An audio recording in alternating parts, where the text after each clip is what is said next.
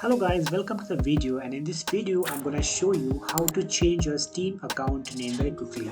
So first of all, you just go to your profile name. You can show here your profile name on Steam account. So just you can click here on the profile section, and also you can go to this section, manage account. So click here, and also you can see the option here, view my profile. So just click here and wait till it load, and the tab is loaded now. And now you just see the option here, edit profile. Just click on edit profile here, and here's the about information. So you can edit all the information here. You can change your real name, your custom URL, and even your profile name.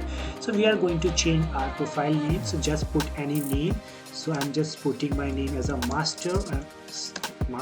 And now you just scroll down a bit, and you can see the option is a save here. So just click on save, and it's done. And it's very simple process to change the name. So you can see my name has been changed. Here is a master is showing. So this is a very simple and easy process, so you can change your name. So if you found this video very helpful, please don't forget to hit the subscribe button and bell icon